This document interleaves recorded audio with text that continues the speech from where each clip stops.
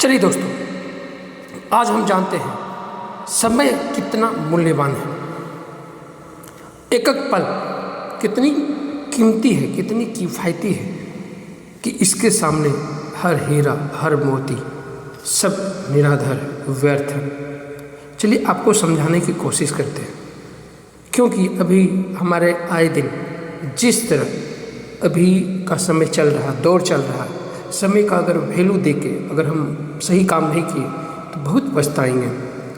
यह वीडियो बनाने का मेन मकसद है हमारे समाज के बच्चे और हमारे आसपास के बच्चे जो समय पर ध्यान नहीं देते हैं और पढ़ाई पर ध्यान नहीं देते, खासकर उसके लिए वीडियो है। और जो समय को टाल देते हैं, कामों को टाल देते हैं, उनके लिए समय की परिभाषा। समय क्या है? यह एक निरंतर बहती हुई अदृश्य धारा है। समय का दो पहलू होता है। सबसे पहले हम देखते हैं वैज्ञानिक दृष्टिकोण से। भौतिक विज्ञान के अनुसार समय अंतरिक्ष और समय का चौथा आयाम है। इसे केवल आगे की ओर बढ़ते हुए ही मापा जा सकता है, और जो भौतिकी के एंट्रोपी नियम के आधारित है। जैसे ये देख सकते हैं कितनी जटिल समीकरण है। दूसरी ओर दार्शनिक दृष्टिकोण से हमारा समय की परिभाषा क्या दिया गया है?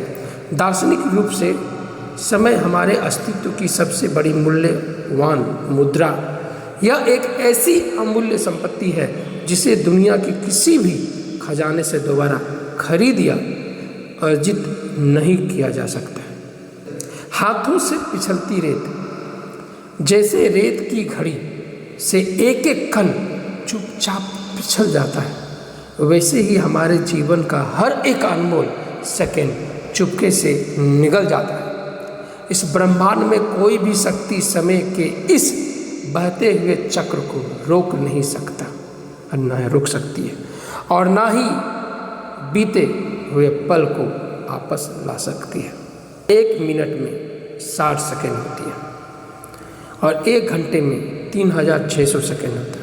उसी तरह अगर 24 घंटे में गुना किया जाए तो पूरा होता है 86,400 सेकंड आपके पास होता है। बिना किसी भेदभाव के प्रकृति हर मनुष्य को रोजाना बिना किसी भेदभाव के 86,400 सेकंड का अनमोल उपहार देती है। अमीर हो या गरीब, सभी को यह समान रूप से प्राप्त होता है। यह एक ऐसा बैंक खाता है जिसमें ना बचा हुआ बैलेंस अगले दिन के लिए जोड़ा जाता है। यदि आप इसका सदुपयोग नहीं करते हैं तो वह सदा के लिए खो जाता है। जब भी मन में लगे कि समय बर्बाद हो रहा है तो मन में ये गुन गाइए, अब पछतात हो तो क्या जब चिड़िया चुग गई खेत। कहने का अर्थ है कि समय हाथ से निकल जाने के बाद विलाप करने अथवा पछताप करने का कोई भी महत्व या लाभ नहीं रह जाता है।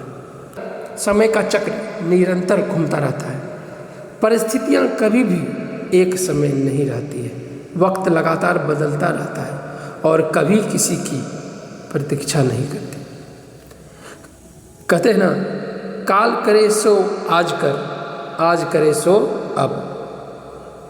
कबीरदास जी के अनुसार कार्य कभी भी भविष्य की योजनाओं पर न टालें।